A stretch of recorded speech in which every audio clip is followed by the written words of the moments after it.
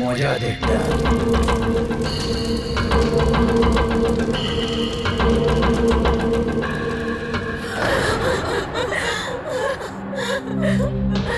তো প্লেনে আপনাদের তিনজনের হাজবেন্ড ছাড়া শুধু পাইলট ছিল?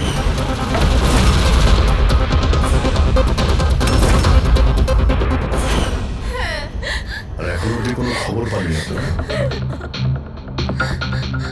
দেখুন, অথরিটিকে পুরো জিজ্ঞাসাবাদ করেছি, আর ওরা বলেছে যে প্লেনে কোনো টেকনিক্যাল প্রবলেম ছিল না। তাহলে আপনাদের এরকম কেন মনে হচ্ছে যে ওটা অ্যাক্সিডেন্ট ছিল না, ওটা প্লেন ক্র্যাশ ছিল না, বরং কেউ জেনে শুনে ওদেরকে খুন করেছে? ওনাকে অনেকদিন ধরে কেউ ফোন করে হুমকি দিচ্ছিল। দেখুন, আপনাদের হাজবেন্ড তো নামি দামি বিল্ডার্স, তাই হুমকি দেওয়া ফোন তো আপনাদের আসতেই পারে, তাই না? কিন্তু এক্স্যাক্টলি কি হয়েছিল বলুন তো আপনারা? হ্যাঁ, ওরা তিনজন সুরাট যাচ্ছিল কোনো জমি কিনতে, কিন্তু কিছু বিল্ডার্স ছিল যারা চাইতো না এই ডিলটা হোক। হ্যাঁ স্যার, কোটি টাকার ডিল ছিল। নিশ্চয়ই এই কাজ ওদের মধ্যেই কারোর হবে। আচ্ছা, হুমকি দিয়ে কেউ ফোন করলো আর আপনারা পুলিশের কাছে কেন রিপোর্ট করেননি? স্যার, আমরা পুলিশের কাছে যেতে চেয়েছিলাম, কিন্তু আমাদের হাজবেন্ডরা আমাদের বাধা দিল। হ্যালো, কে বলছেন?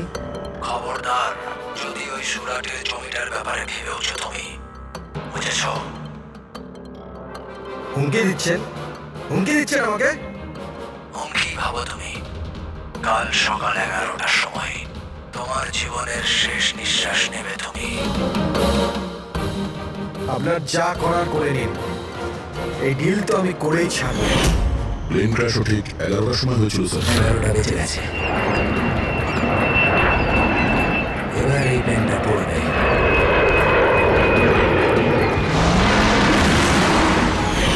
এটা কোনো কাকতালীয় ঘটনা হতে পারে না।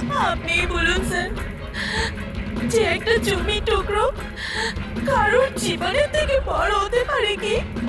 দেখুন,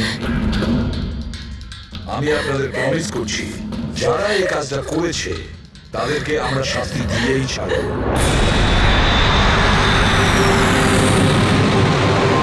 স্যার, আমাদের 5 বছর হয়ে গেছে এই কাজ করছি, আজ পর্যন্ত একটাও ভুল হয়নি। আমাদের কাছে ভুল হওয়ার কোনো সম্ভাবনাই নেই স্যার। যদি স্যার প্লেনে কোনো প্রবলেম থাকতো তাহলে আমরা ওটাকে উঠতে দিতাম না। তাহলে আপনাদের কথা অনুযায়ী প্লেনে কোনো প্রবলেম ছিল না? একদমই নয় স্যার। তাহলে প্লেনটা ক্র্যাশ হলো কি করে? হ্যাঁ, 4 জন মারা গিয়েছেন, কে দায়িত্ব নেবে তার? স্যার, আমি নিজেই খুব অবাক হয়েছি যে এটা ঘটলো কি করে। ফ্লাইট রেকর্ডার জানেন তো আপনারা, যাকে আমরা ব্ল্যাক বক্স বলি, সেখানেও সবকিছু নর্মাল দেখাচ্ছে। নর্মাল বললে কাজ চলবে না, সব কিছু ডিটেলে বলুন, শুরু থেকে, টেক অফ হওয়ার আগে থেকে কি হয়েছিল? আমরা পুরো প্লেন চেক করে পাইলটকে হ্যান্ড ওভার করে দিয়েছিলাম। তারপরে ওই 3 বিজনেসম্যান প্লেনে করে সুরাটের দিকে রওনা দিল।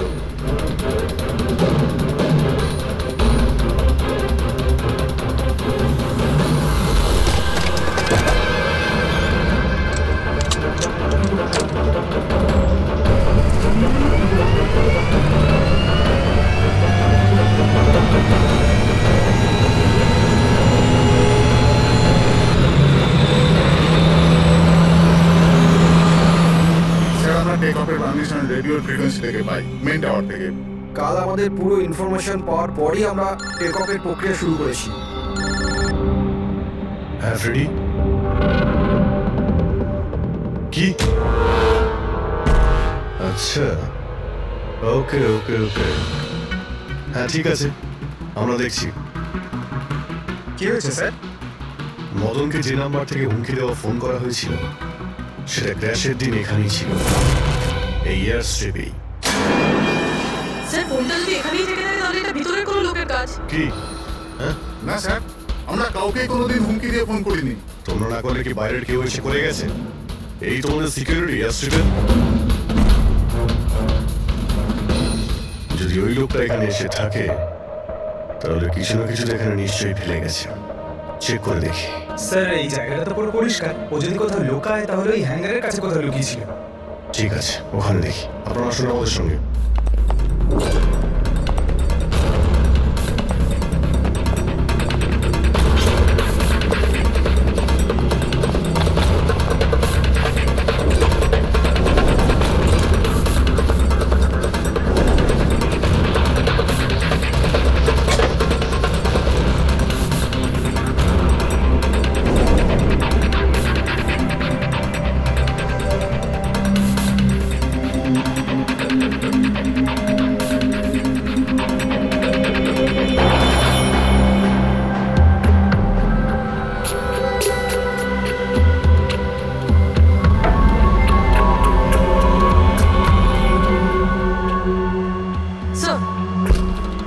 স্যার একটা ভাঙা ফোন পেয়েছি।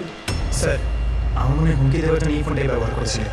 হতে পারে, ইউজ করে ভেঙে দিয়েছে। রেখে দাও, কিছু প্রমাণ তো নিশ্চয়ই পাওয়া যাবে। কোথায় পেলে তুমি এটা? স্যার ওখান থেকে। স্যার এখানে।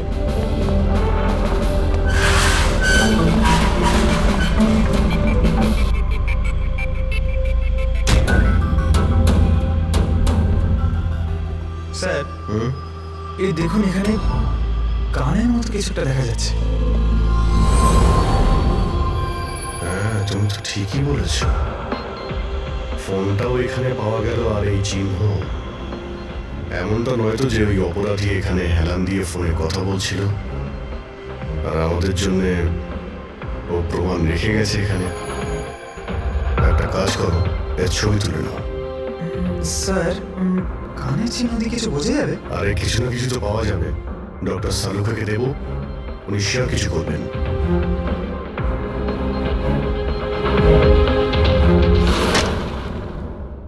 স্যার দুটো লাশ পাওয়া গেছে, অঙ্কুর আর মদনের। অঙ্গদ আর মদন। আচ্ছা, সুমিত আর ওই প্লেনের পাইলট? খুন চলছে স্যার, এখনো কোনো খবর পাওয়া যায়নি। আপনারা প্লিজ কাঁদবেন না, একটু শান্ত হন। দেখুন, আমি আপনাদের কথা দিচ্ছি, আপনাদের স্বামীকে যারা খুন করেছে তারা আমাদের হাত থেকে বাঁচতে পারবে না। স্যার, হ্যাঁ, স্যার এই ফোনটা পেয়ে গেছি, যে ফোন থেকে হুমকি দেওয়া ফোনটা করা হয়েছিল। কিন্তু স্যার আমরা ওখানে পৌঁছানোর আগেই খুনি এই ফোনটা ভেঙে দিয়েছে, যাতে আমরা ওর অব্দি পৌঁছতে না পারি। স্যার আমরা জানি এটা কে করেছে। চেনেন আপনারা কে কে খুন করেছে? রণদীপ আর শশী। রণদীপ আর শশী কারা? হ্যাঁ স্যার এই দুজনও বিল্ডার্স। এরা চাইতো না যে আমাদের তিনজনের স্বামী এই ডিলটা করুক। জানতাম, আমরা জানতাম যে এই ঘটনার পুরো দোষ আমাদের ঘাড়েই চাপানো হবে। আপনাদের পরিচয়? স্যার এরাই দুজন হলো সেই খুনি, রণদীপ আর শশী।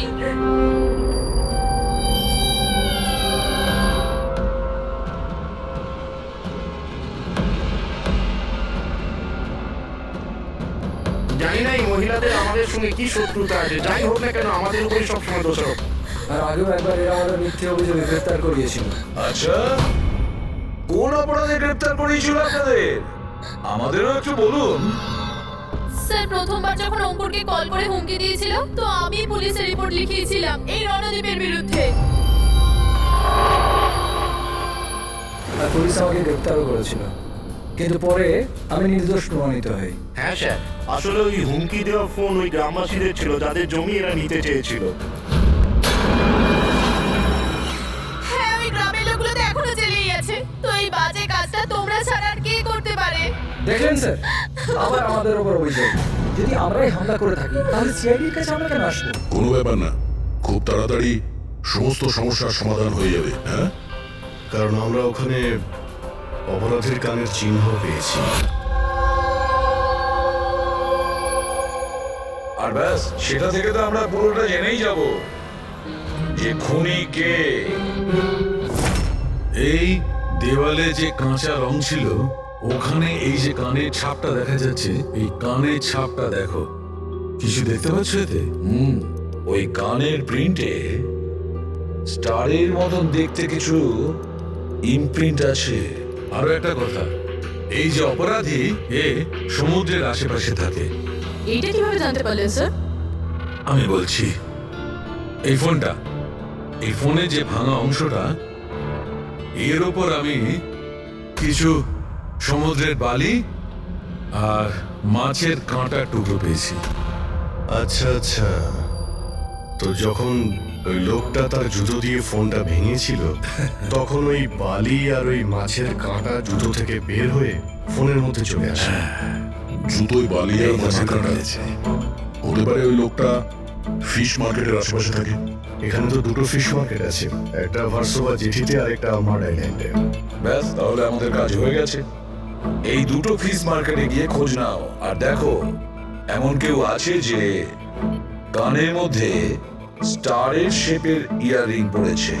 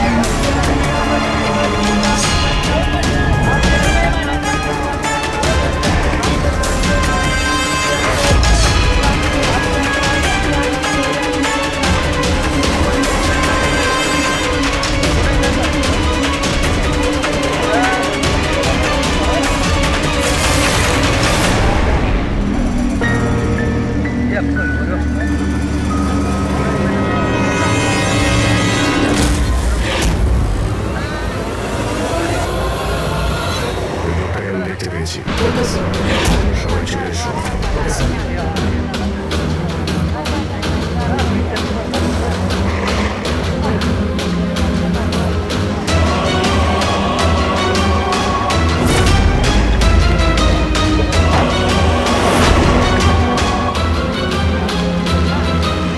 তার সঙ্গে মিটিং হওয়ার কথা।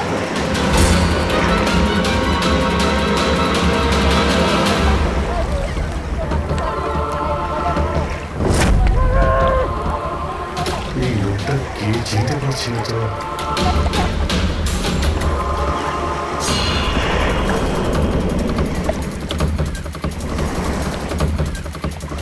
স্যার, এটা তো সচিন।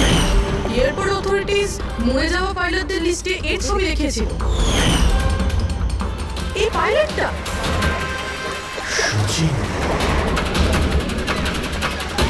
সচিন বেঁচে আছে? স্যার, ও যদি প্লেন ক্র্যাশে মারা না যায় তাহলে এখানে লুকিয়ে কি করছে? তাই তো সামনে আসছে না কেন? চলো গিয়ে জিজ্ঞাসা করো।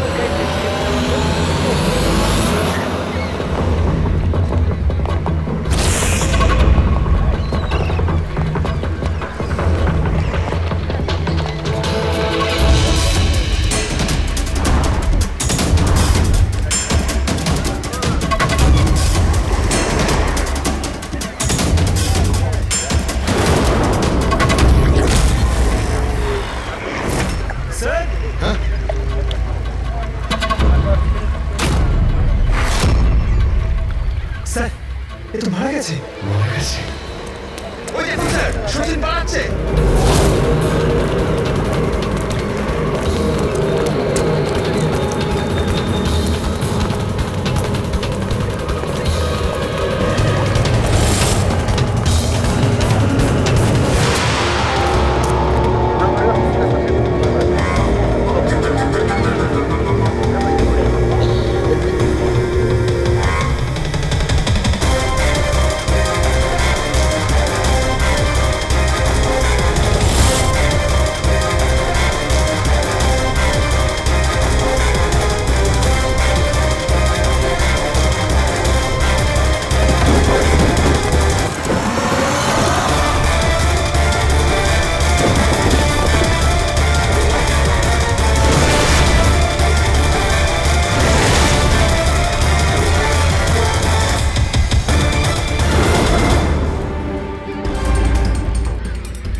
লোকটা মনে হয় এমন কিছু রহস্য জানতো যেটা সচিন চাইতো না আমরা জানতে পারি, আর হয়তো সেই জন্যই ওকে মেরে ফেললো।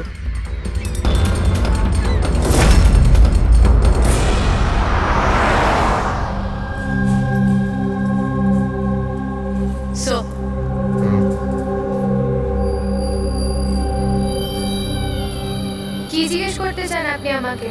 আপনার হাজবেন্ড শচীনের ব্যাপারে আপনি কি বলতে পারবেন ও কোথায় আছে? এটা কিরকম প্রশ্ন ইন্সপেক্টর? আপনারা তো জানেন কিছুদিন আগে একটা প্লেন ক্র্যাশে। আগে না, শচীন বেঁচে আছে। বেঁচে আছে? আগে হ্যাঁ। আর আপনি হয়তো এটা শুনে খুবই কষ্ট পাবেন যে ও একটা খুন করে পালিয়েছে। এমনিতে তোমার স্বামী শচীন কত টাকা পেয়েছিল এই ষড়যন্ত্রে যুক্ত হয়ে? টাকা? টাকা পাইনি। টাকা যদি পেয়ে থাকতো তাহলে আমি কফি শপে কাজ করতাম না। আর এমনিতে আমাদের রিলেশন ঠিক চলছিল না। আপনাদের মধ্যে বনিবনা হচ্ছিল না? কি বলতে চাইছেন, মানে জিজ্ঞেস করতে পারি কি প্রবলেম ছিল? দীপ্তি নামের একটা মেয়ে আছে, এয়ার হোস্টেস। অনেকবার বলতো যে তোর সাথে ডিভোর্স নিয়ে ওর সাথে থাকতে চাই। কোথায় থাকে ও? সিঙ্গাপুর। সিঙ্গাপুর? কি শচীন বেঁচে আছে? এ হতে পারে না স্যার। আমরা নিজের চোখে ওকে প্লেনে উঠতে দেখেছিলাম। স্যার এত বড় দুর্ঘটনায় ওর বেঁচে থাকার কোনো সম্ভাবনাই নেই স্যার। আর ও যদি প্লেন থেকে প্যারাশুট নিয়ে লাফ দেয় তাহলে? না স্যার, যদি প্যারাশুট নিয়ে লাফ দিত তাহলে কেউ না কেউ তো নিশ্চয়ই দেখতে পেত। আমরা কিছু মিস করে যাচ্ছি না তো? কি একটু আগে তুমি কি বললে? কি মিস করেছো? না না স্যার, কিছু না। তোমাদের অ্যাপিয়ারেন্স বলছে যে তোমরা কিছু লুকোচ্ছো, তাই তো? কি ব্যাপার বলো, বলো তাড়াতাড়ি। সরি স্যার, আমরা ওই ছোট একটা ভুল করে ফেলেছিলাম। কিরকম ভুল? স্যার যখন প্লেন টেক অফ করেছিল আমরা ওখানে ছিলামই না।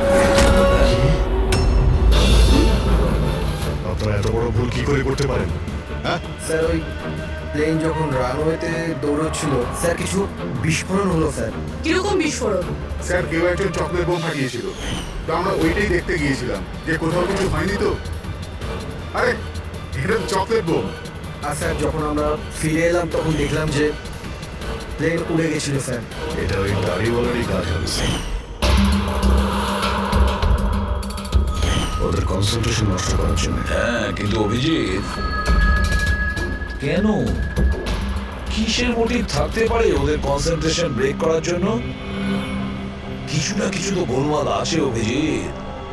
আচ্ছা, যখন বোমটা ব্লাস্ট হয় তখন প্লেনটা বায়ুস্তরের কোন জায়গায় ছিল? ওখানে গিয়ে দেখো। আসুন স্যার। চলো দেখো। আসুন।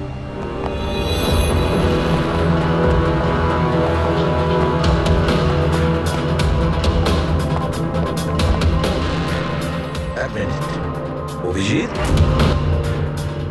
এ তো রক্ত, শুকিয়ে যাওয়া রক্ত। স্যার রক্তের রং দেখে মনে হচ্ছে খুব বেশি পুরনো নয়, আজ বা কালকেরই। এই রক্ত কার রক্ত? এটা এখানে এলো কি করে? জানি না স্যার। জানি না? সব প্রশ্নের একটাই উত্তর তোমাদের, জানি না। তাহলে জানোটা কি তোমরা? স্যার এয়ার স্ট্রিপের রক্ত মানে কিছু না কিছু হয়েছিল এখানে। এটা তো পরিষ্কার, কিন্তু কি হতে পারে? আর এই রক্ত, এটা কার রক্ত?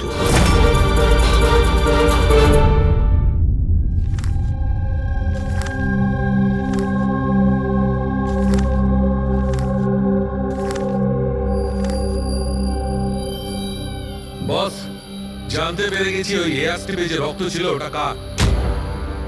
কার ছিল? এর পাইলট শচীনের।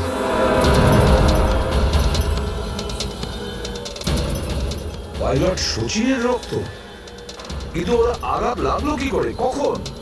স্যার যখন আমরা ওকে জেটিতে দেখেছিলাম তখনও একটা স্লিং ব্যান্ডেজ পরেছিল, আর ওর হাতে ব্যান্ডেজও বাঁধা ছিল।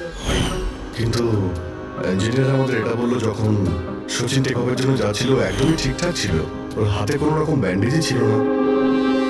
এটার একটাই মানে দাঁড়ায় অভিজিৎ, শচীনের আঘাত এয়ার স্ট্রিপের সময়ই হয়েছে।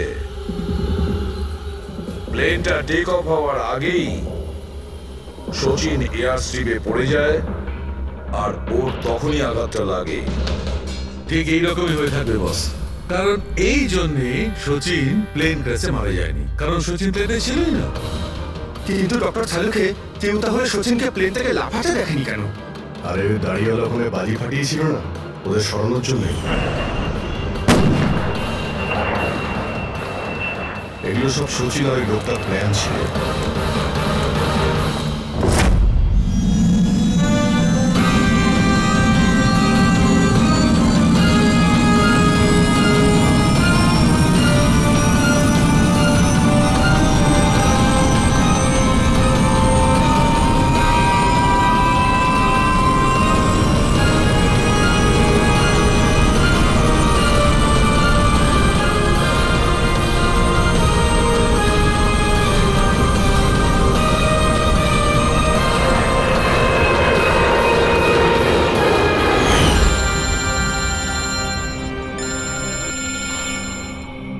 Hello, okay, thank you sir. সচিনের ওই গার্লফ্রেন্ড দীপ্তি যে সিঙ্গাপুরে থাকে, ওর নাম্বার পেয়ে গেছি। সচিন কি হয়েছে ওর? ও ঠিক আছে তো? দীপ্তি, একটা কথা বলো, শেষবারের মতন সচিনের সঙ্গে তুমি কবে কথা বলেছিলে? 2 দিন আগে। 2 দিন আগে? কিন্তু সচিনের ওয়াইফ তো আমাদের বলেছে তোমাদের দুজনের সম্পর্ক ভেঙে গেছে। না, হয়তো ওর বউকে এটা বলেনি যে ও আমার সাথে মিট করতে সিঙ্গাপুরে আসছে। আচ্ছা, সচিনের কবে আসার কথা সিঙ্গাপুরে? 1 সপ্তাহ বাদে।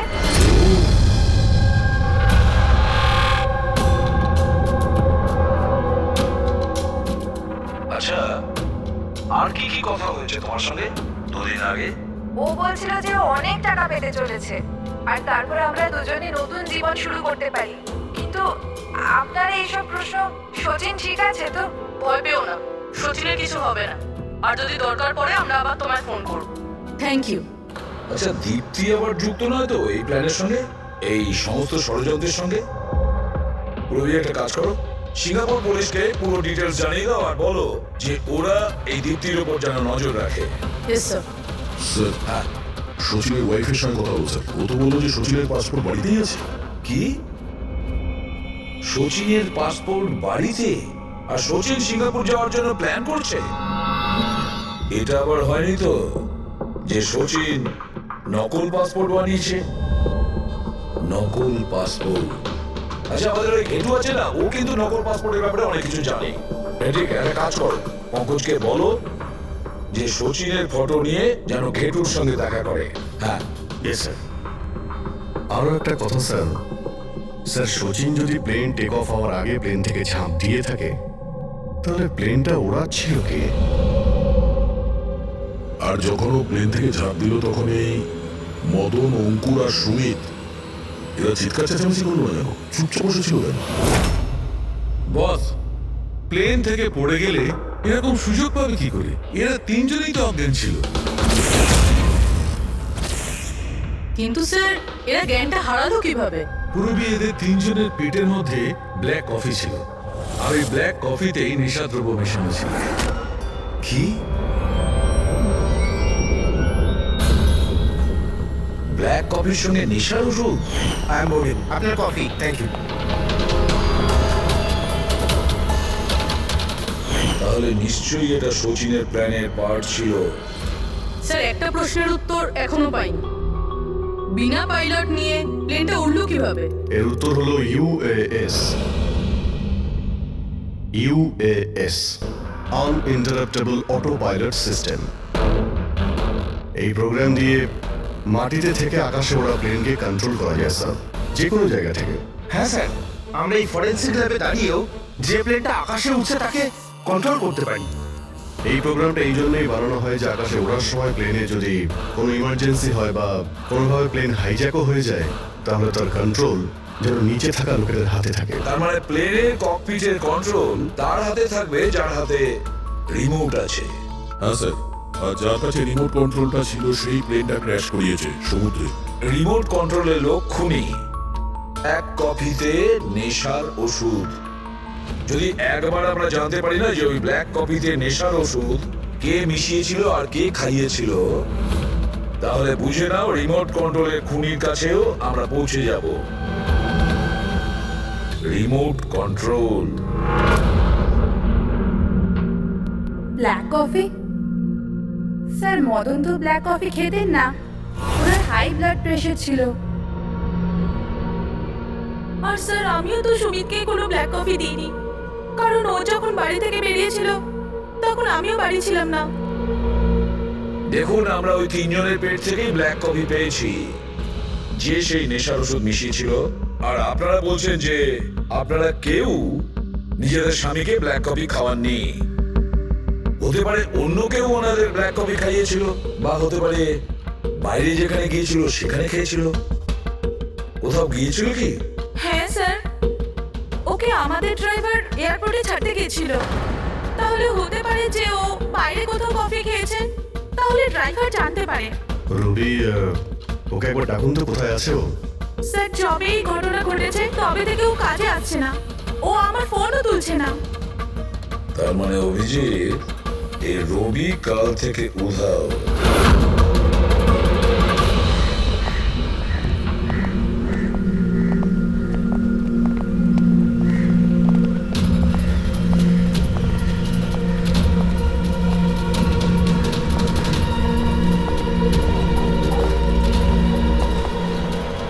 প্লিজ একটু দেখি তো কি হয়েছে এখানে। দেখুন স্যার, এখানে খুব বন্ধ আসছে, আর এক্ষুনি পুলিশকে ফোন করেছিলেন কিন্তু এখনো কেউ আসেনি।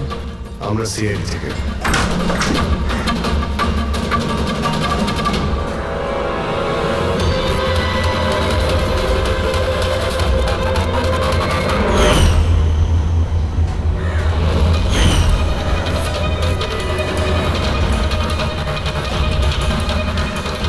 স্যার আরো একটা খুন।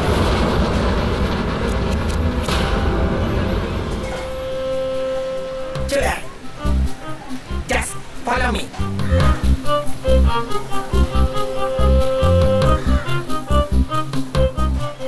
পঙ্কজ, চুপচাপ আমার পেছন পেছন চলতে থাকবি যতক্ষণ আমি এখানে আছি। তোর ঘাবড়ানোর কোনো দরকার নেই। এই যে ঘেটু, আমি না ভয় পাই না, আমি একজন সিআইডি অফিসার। চুপচাপ চল, ফলো মি, ওদিকে চল।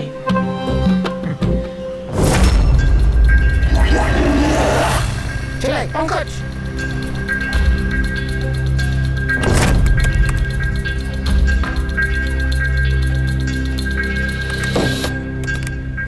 কি বন্ধু, শুনেছি তুমি খুব সুন্দর পাসপোর্ট বানাও। কে বললো? আমার একটা বন্ধু বলেছে। বন্ধু? কে বন্ধু? না, আমি চিনি না একে।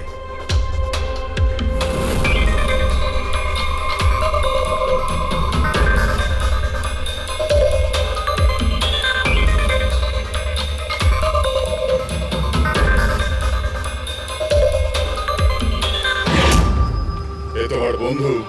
তোমার কোনো সন্দেহ আছে? খুব ভালো করে চিনি আমি একে।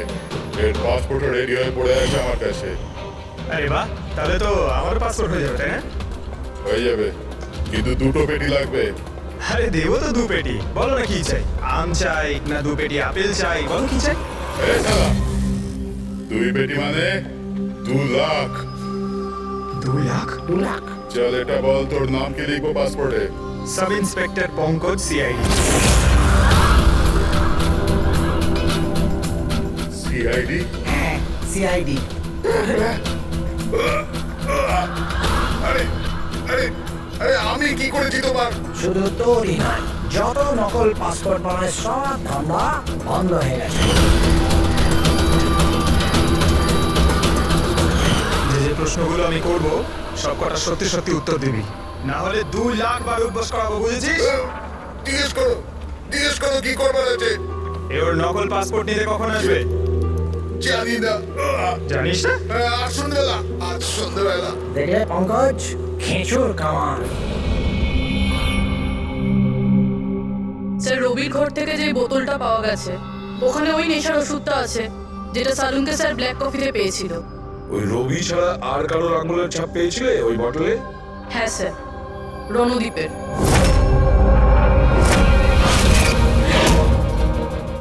রণদ্বীপ, এই রণদ্বীপ বিরোধে এসে চেঁচিয়ে নিজেকে নির্দোষ প্রমাণিত করতে চাইছিল না? প্রথমে রবিকে ব্যবহার করে খুন করানোর জন্য, তারপর রবিকেই মেরে ফেলে। স্যার আমি রণদীপকে অনেকবার ফোনে ট্রাই করেছি, কিন্তু ওর ফোন বন্ধ আসছে। একবার এই সুচিলকে যদি আমরা পাই না, ওই আমাদের পৌঁছে দেবে রণদ্বীপের কাছে। সন্ধ্যেবেলায় তো আসছে নিজের নকল পাসপোর্ট নেওয়ার জন্য।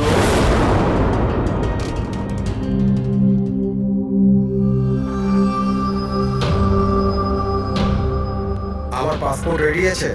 হ্যাঁ, তুমি এক কাজ করো, তোমার পাসপোর্ট ওর থেকে নিয়ে নাও, ওর কাছে আছে। আরে ভাই তাড়াতাড়ি করো, আমার কাছে বেশি সময় নেই। সত্যি বলেছিস তুই, তোর কাছে তো একদম সময় নেই। বাস এই ফটোটা চিপকে দি। এটা কি ধরনের মজা? মজা নয়, এটা সিআইডির উপহার। সিআইডি? বল ওই প্লেন ক্র্যাশটা কি করে করেছিলি তুই?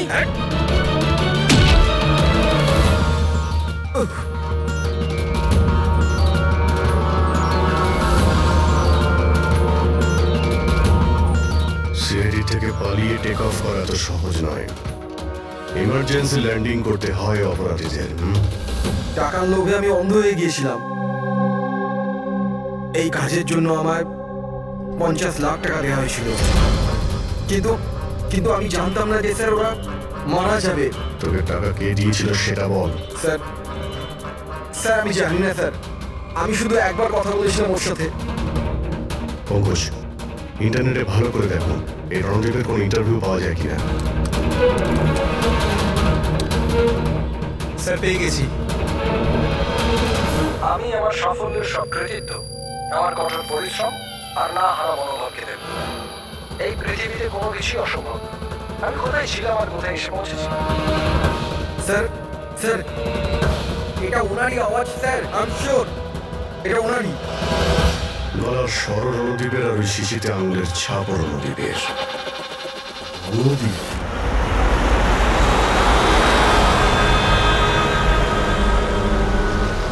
স্যার সামনে গিয়ে রাইটে।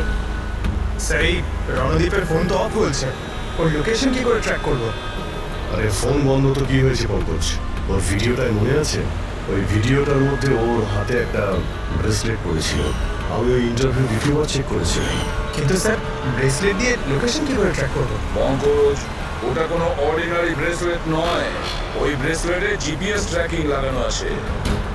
আর এরকম ব্রেসলেট বেশিরভাগ টাইপ 1 ডায়াবেটিসের লোকেরাই পড়ে। ব্রেসলেটে জিপিএস থাকে স্যার? হ্যাঁ, তার কারণ হলো যে ওর শরীর যদি কোনো সময় খারাপ হয়ে যায় বা ওর মাথা ঘুরে যায়, তাহলে ওর পরিবারের লোকেরা জিপিএস এর সাহায্যকে সহজেই ট্র্যাক করতে পারবে। কিন্তু স্যার এই জিপিএস বলছে রণদীপ কুন্ডুবাড়িতে আছে।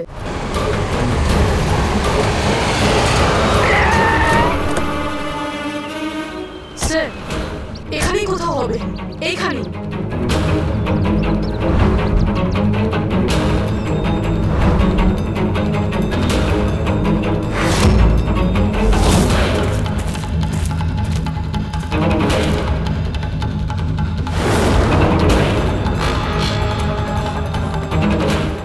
এইদিকে স্যার। স্যার এখানেই কোথাও হবে। ওর হার্ট রেট ক্রমশ কমে আসছে। হার্ট রেট ক্রমশ কমে যাচ্ছে? এদিকেই ও কোথাও আছে। দাঁড়া দাঁড়া, এই মাটিটা অন্যরকম মনে হচ্ছে কেন? এই মাটির নিচে এমন নেই তো? হতে পারে।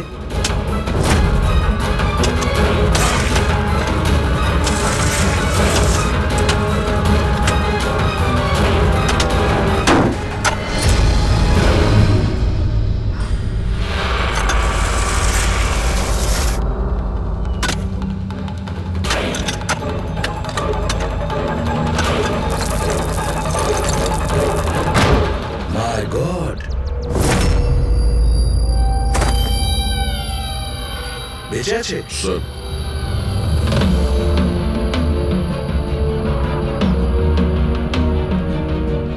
স্যার আমরা তো ভেবেছিলাম যে এই লোকটাই খুনি, কিন্তু এখন দেখছি ওই তো মারা যাচ্ছিল। স্যার আমার মনে হয় না রবির খুন রণদীপ করেছে বলে, কারণ ব্যুরো থেকে বেরোনোর পরে ওর ব্রেসলেটের লোকেশন এখানটাই ছিল, ও অন্য কোথাও যায়নি। তার মানে যে শচীনকে টাকা দিয়েছিল সে রণদীপ ছিল না, অন্য কেউ ছিল। কিন্তু স্যার ভয়েস তো ওরই ছিল, গলার আওয়াজ তো ওরই ছিল। পুরোই আওয়াজ চেঞ্জ করে কথা বলা কোনো ব্যাপার না। আর আজকাল স্যার এমন এমন মোবাইলের অ্যাপ এসছে যার সাহায্যে যে কেউ যে কোনো আওয়াজে কথা বলতে পারে। কিন্তু কে সে যে রণদীপকে ফাঁসানোর চেষ্টা করেছিল? সে কে ছিল যে কিনা নিজের ভয়েস চেঞ্জ করার অ্যাপ ইউজ করেছিল।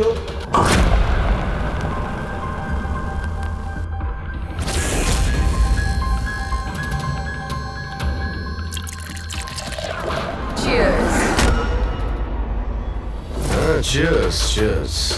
আসুন আসুন আসুন। অভিনন্দন আপনাকে। অভিনন্দন? কিসের জন্য? ওই অ্যাপের জন্য। ওই অ্যাপ যেটা আপনাদের কোম্পানি বানিয়েছে, যেটা দিয়ে যে কোনো মানুষ তার নিজের ভয়েস চেঞ্জ করতে পারে। মানে? হ্যাঁ, একবার শুনবেন? তোমাকে তোমার অপরাধের জন্য এবার জেলে যেতে হবে। তোমার অপরাধের জন্য এবার জেলে যেতে হবে। এটা কি ধরনের মজা? এটা মজা নয়। এই ডিভাইস দিয়ে তুমি রণদীপকে ফাঁসানোর চেষ্টা করেছিলে, তাই না? পুরবি, অ্যারেস্ট করো একে। চলুন ম্যাডাম।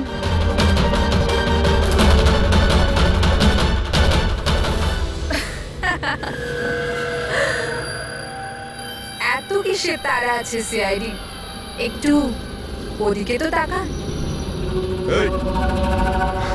ছেড়ে দাও ওকে। বোকামি করো না। এই ছেড়ে দাও এদের।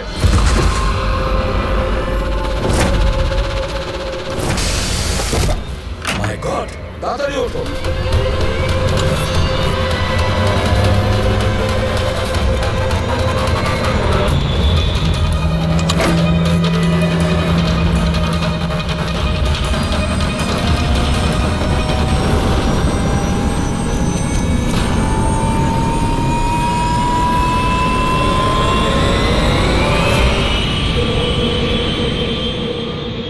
Goodbye, CID.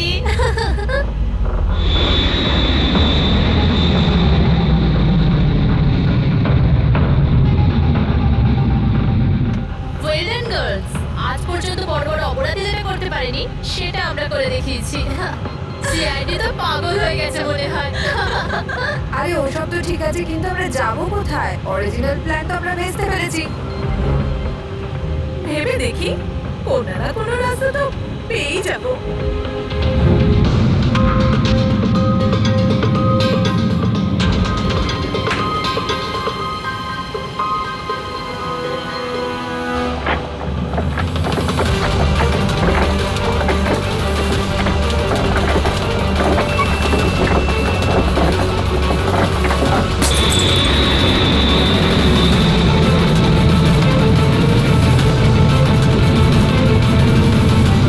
আরে কি করছিস? কিরকম ভাবে প্লে করাচ্ছিস তুই?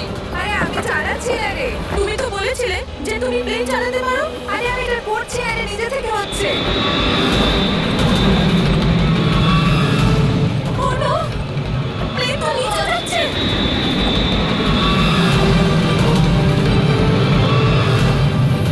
মনে হচ্ছে আমাদের ইউএস টেকনোলজি কেউ জানতে পেরে গেছে নাকি? কিন্তু কি করে?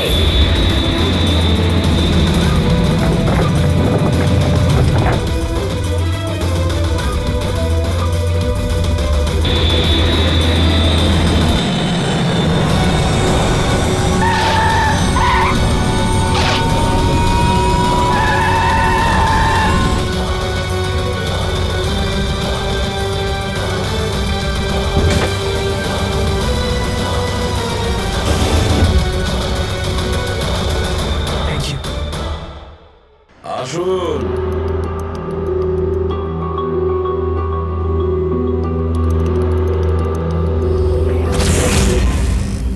যে দেশে মহিলারা স্বামীর দীর্ঘ জীবনের জন্য ব্রত রাখেন, সেখানে আপনারা তিনজন মিলে আপনাদের স্বামীদের খুন করে দিলেন। নিশ্চয়ই কোনো উপযুক্ত কারণ ছিল এর। হ্যাঁ, কারণ ছিল। আমাদের হাজবেন্ডরাও ধোয়া তুলসী পাতা ছিল না। হ্যাঁ, লোকেদের কাছে তো এমন দেখাতো যে ওরা আমাদের খুব ভালোবাসে, কিন্তু বাড়িতে কিছু অন্য গল্প হতো। না আমরা কোনো ভালোবাসা পেলাম, আর না কোনো সম্মান। অঙ্কুর তো কতবার রিয়ার উপর হাতও তুলেছিল। হসপিটালে ভর্তি হতে হয়েছিল ওকে। এইসব থেকে বিরক্ত হয়ে আমরা আমাদের স্বামীদের কল করে হুমকি দিয়েছিলাম। আর ভাবলাম সুযোগ ভালো আছে, তাই আমরা ওদের বেঁধে ফেললাম।